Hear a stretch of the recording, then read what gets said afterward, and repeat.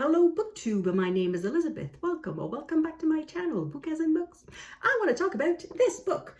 So this is The Confessions of the Duke of Newlyn by Bronwyn Scott. It's a Harlequin historical. It was published in October 2020 and it is a Regency romance. What's all the yellow? It's a word that annoys me. How annoyed am I by this book? What's that word? It's the F word. Yep, the F word. They'd grown used to one another during her seasons in town, their friendship deepening over the years. Okay, what's wrong with the word friendship? I don't know. Let's keep reading. Page 19, 3 pages later. When she married, he would lose Marianne's friendship. Still on the same page. Someday she feared she might lose her friend altogether. Page 21. Their gazes locked in a frisson of understanding born of long friendship passed between them. Page 27. He was her friend. Page 32. They'd become equals in adulthood as well as friends. Page 40. Yet she trusted their friendship enough to do it. Page 43. It was becoming a most disturbing new reaction to her old friend. Page 46. They were friends. Still on page 46. That he'd ask for her help was proof of their deep friendship. Page 59. The reasons were too private, too shameful to admit out loud, even to his friend. Oh, my favorites. Pages 60 and 61. It would be easy to abuse the friendship. Since when had she become a woman who drew him on merits other than friendship? Friendship had made them casual with one another. Would he ruin their friendship forever? He found that friendship was too precious to him to risk it. Page 68. Marianne suddenly felt defensive of her friend.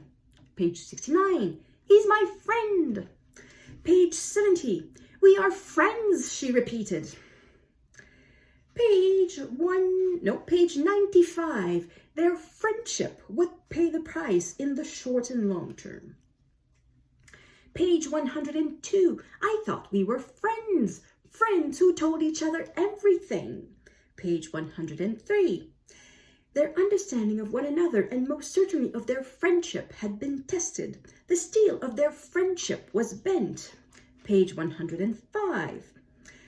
So this person, there was also someone, he would turn out to be her best friend, that her best friend would turn out to be someone she'd only thought she knew, or that her best friend would kiss like sin itself.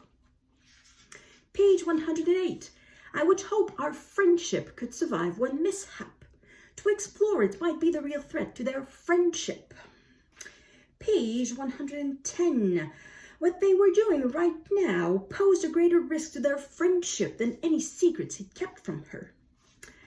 Page 110. He wanted to be seen as more than her friend. Page 117. What would she do to save her friend? Or perhaps he was something more than a friend?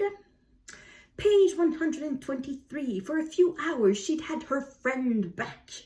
And then it calms down a little bit. I have to give that to the book. After the first 123 pages, we have only 1, 2, 3, 4, 5, 6, 7 flags, as opposed to the 20-something flags in there, denoting over 35 mentions of the word friend or friendship. I should have written it down. I counted 38, I think, occurrences of the word friend or friendship, and just referring to the two main characters, not even the occurrences referring to other friends like the Duke's friends or something else. It's just the relationship between the two main characters 30-something times, so over 35 times in 123 pages. And the average of that was 3.7. So that means that every 3.7 pages, there was the word friend was mentioned at some point. So imagine that in a mystery, let's say, where the detective would say, I need to solve this case. I need to solve this murder. I must solve this murder. I must solve this case, because it's the friendship is the basic plot of the romance. As you probably know, there are a few, just a handful of basic plots in romance. There's the enemies to lovers, there's the fake dating, there's a second chance romance, there's the impossible love, and there's the friends first type of romance. So this is clearly a friends first type of romance, but because it's such a basic type of romance, such a basic plot, you don't have to repeat every 3 or 4 pages for half the book.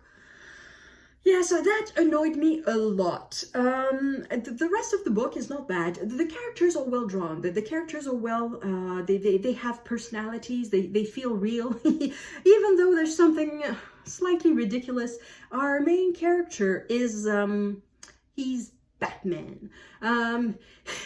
He wears a mask at night and he patrols the dodgy parts of London, such as Covent Garden and the East Docks, and he tries to save the flower girls and the orphans from villains.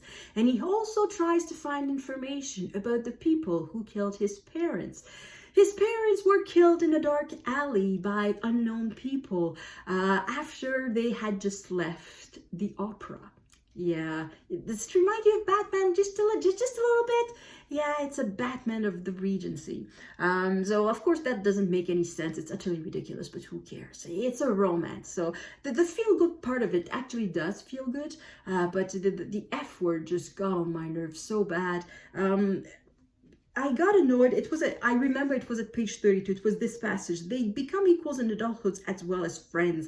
And then I sort of realized, how many times has this word occurred in the first 30 pages? And I decided to go back and put little flags. And in the first 30 pages, it was 1, 2, 3, 4, 5, 6, 7 flags, and sometimes 1 flag for 2 occurrences. So already in the first 30 pages, we had been told at least 8 times that they were friends. It's ridiculous. It's every 4 pages. 32 divided by 8. It's every 4 pages.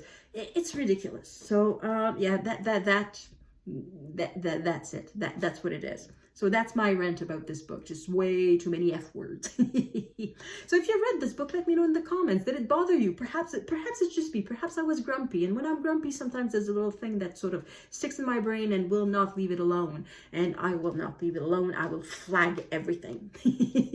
So as I said, if you read the book, let me know in the comments what you thought of it. And if you haven't read it, well, perhaps you should skip it. So thank you everyone for watching, and I will see you in the next video. À la prochaine!